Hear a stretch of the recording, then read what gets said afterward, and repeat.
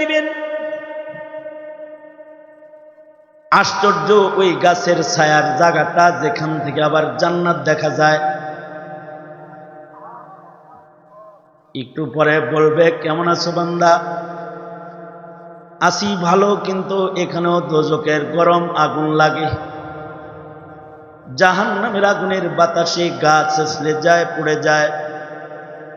আপনার জাতের কসম, আর কিছু চাইব না, যদি খালি ওই দূরের গাছের নিচে আমারে বসা। আল্লাহ তাআলার কাছে একটা কালিমাওয়ালার এত দাম। আল্লাহ তাআলা এই কালিমাওয়ালাকে বাহনা করে জান্নাতের পাশের গাছের ছায়ার নিচে নিয়ে বসায়া দিবি, যেখান থেকে জান্নাতের নাজ নেয়ামত হুর ফেলমান ভেতরের দৃশ্য দেখা যায়। বান্দা এবার গাছতলায় বৈশা বৈশা মাওলার জান্নাতের নিয়ামত দেখে। আল্লাহ তাআলা তার যাররা ঈমানের কারণে তাকে বলবে, এরে আমার বান্দা, বারবার এদিকে চাস কেন, কি আরো কিছু চাওয়ার আসেনি? বলবে, আল্লাহ আপনার জাতের কসম করে বলতেছি, অন্য আর কিছু চাই না। ওই জায়গায় যদি একটু চেয়ার দিয়া বসার জায়গা খালি দেন, তাতেও আমার তৃপ্তি হয়ে যায়। ওই ভিতরে একটু চেয়ার দিয়া বসার জায়গা দেন। চেয়ারের পরিমাণ জায়গা, বসার জায়গা হইলেই হয়েছে। আর কি চাও তুমি বলো? বান্দা তো চায় শুধু বসার জায়গা। আল্লাহ বলবেন, এই আমার বান্দা, শুধু আমার তাওহীদের ঈমান হৃদয়ে লালন পালন করতে, এই কারণেই এক চেয়ার জায়গা না। পৃথিবী দুনিয়াটা যত বড়, এমন দুনিয়ার 10 গুণ এরিয়ার জান্নাত তোকে ঈমানের বদলে আমি দান করলাম। আর ঈমানদারের প্রতি আল্লাহর মায়া কত, মায়া কত! মায়ার বর্ণনা দিয়ে আল্লাহর রাসূল বলেন, 2 ঈমানদারকে আল্লাহ তাআলা দোজখের আগুনে নিক্ষেপ করার জন্য আদেশ করবে। আশ্চর্য 2 ঈমানদারের হাল। 2 ঈমানদার যখন দোজখের দিকে যাবে, 2 জনের ভেতরে 2 দৃশ্য। একজন ফিরা ফিরা আল্লাহর দিকে চাইবে, রবের দিকে চাইবে। কিছু সময় পরে আল্লাহ ডেকে বলবে, দোজখে লয়ে যাইতেছে ফেরেশতারা, আমার দিকে চাস কেন? বান্দা বলবে, আমি দুনিয়াতে ওলামাদের মুখে শুনেছি, আল্লাহ তুমি বড় রহমান রহিম শানওয়ালা দয়ালু মালিক। দোজখের আগুনে ফেলতে নির্দেশ করেছো, তারপরেও বারবার ফিরে ফিরে তোমার দিকে তাকাই। এজন্য যদি আবার তোমার দয়ার মহাসাগরে যদি একটু ঢেউ উঠে, আর যদি তুমি আমায় রহম করে যদি মাফ করে দাও, দোজখের আগুন থেকে আমি মুক্তি পেয়ে যাই। তাই তোমার রহমতের আশায় বারবার ফিরা ফিরা তোমার দিকে তাকাই। একটা ঈমানদারের এত দাম যে আল্লাহ তাআলা বলবেন, আমার রহমতের উপরে তোর এত আস্থা, এত ঈমান, এত বিশ্বাস, যা এ কারণে দোজখ মাফ করে বিনা হিসাব তোকে জান্নাত দিয়ে দিলাম, যা জান্নাতে চলে যা। আর আরেকজন যেটারে টাইনা ফেরেশতায় লয়ে যাইতেছে, এটারে কেবল দোজখে ফেলবে, এমন সময় আল্লাহ ফেরেশতাদের ডাকবে, ফেরেশতারা আমার বান্দাকে আমার দিকে একটু ঘোরাও, আমি একটু কথা। আল্লাহ বলবেন, এই বান্দা তোর পাশেরটা আমার দিকে তাকায়, কিন্তু তুই দেখি আমার দিকে তাকাস না। লয়ে যাইতেছে, যাস আর যাস, খালি সামনে যাস, দোজখ চোখে দেখস। বান্দা বলবে, আল্লাহ দেখি দোজখ। ফাঁক দিয়ে একটা কথা, অদৃশ্যের জিন বাড়ি দিয়ে মারলে যদি আল্লাহর কাছে দাঁড়ায় হিসাবের ভয় হয়, তাইলে যারা দৃশ্যের মানুষ মারে তাদের হিসাবের ডর আছে না নাই?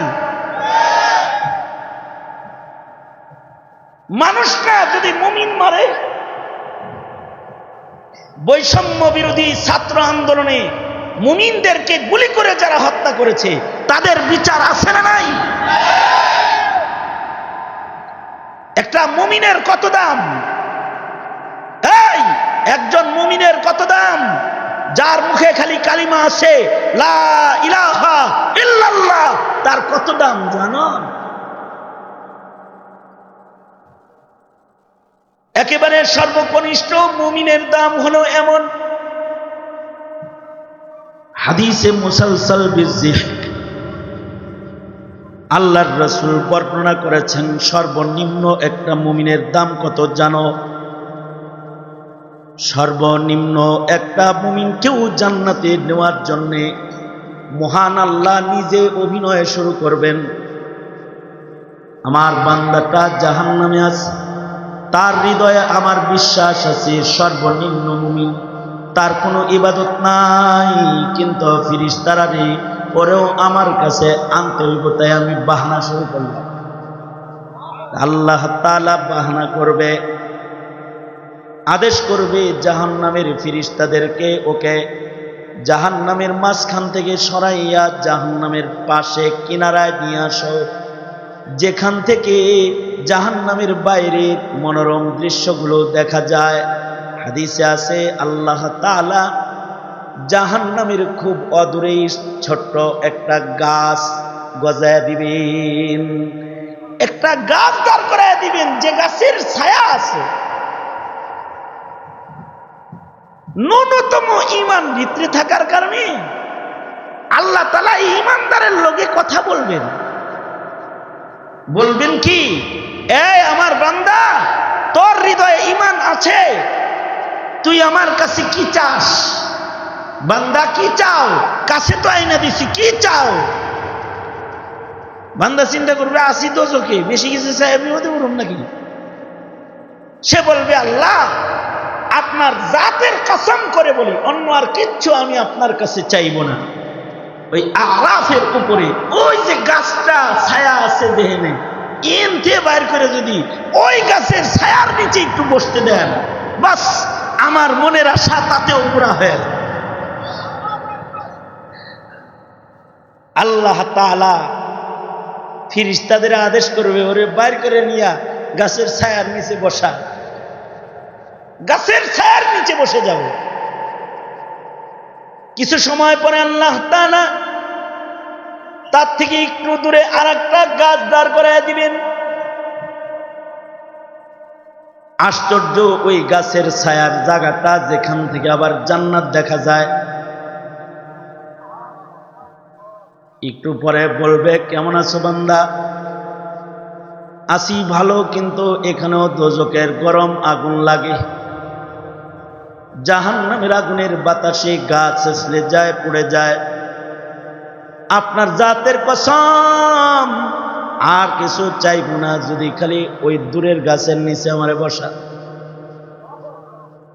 আল্লাহ তাআলার কাছে একটা কালিমাওয়ালার এত দাম, আল্লাহ তাআলা এই কালিমাওয়ালাকে বাহানা করে জান্নাতের পাশের গাছের ছায়ার নিচে নিয়ে বসায়া দিবি, যেখান থেকে জান্নাতের নাজ নেয়ামত হুর ফেলমান ভেতরের দৃশ্য দেখা যায়। বান্দা এবার গাছতলায় বৈশা বৈশা মাওলার জান্নাতের নিয়ামত দেখে।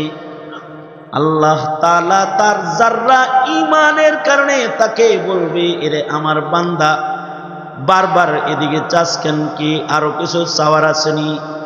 বলবে আল্লাহ আপনার জাতের কসম করে বলতেছি অন্য আর কিছু চাই না, ওই জায়গায় যদি একটু চেয়ার দিয়া বসার জায়গা খালি দেন, তাতেও আমার তৃপ্তি হয়ে যায়। ওই ভিতরে একটু চেয়ার দিয়ে বসার জায়গা দেন, চেয়ারের পরিমাণ জায়গা, বসার জায়গা হইলেই হইছে। আর কি চাও তুমি বলো? বান্দা তো চায় শুধু বসার জায়গা। আল্লাহ বলবেন, এই আমার বান্দা, শুধু আমার তাওহীদের ঈমান হৃদয়ে লালন পালন করতে, এই কারণেই এক চেয়ার জায়গা না, পৃথিবী দুনিয়াটা যত বড়, এমন দুনিয়ার 10 গুণ এরিয়ার জান্নাত তোকে ঈমানের বদলে আমি দান করলাম।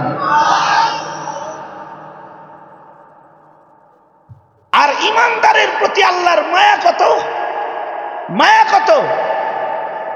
মায়ার বর্ণনা দিয়ে আল্লাহর রাসূল বলেন, দুই ইমানদারকে আল্লাহ তাআলা দোজখের আগুনে নিক্ষেপ করার জন্য আদেশ করবে।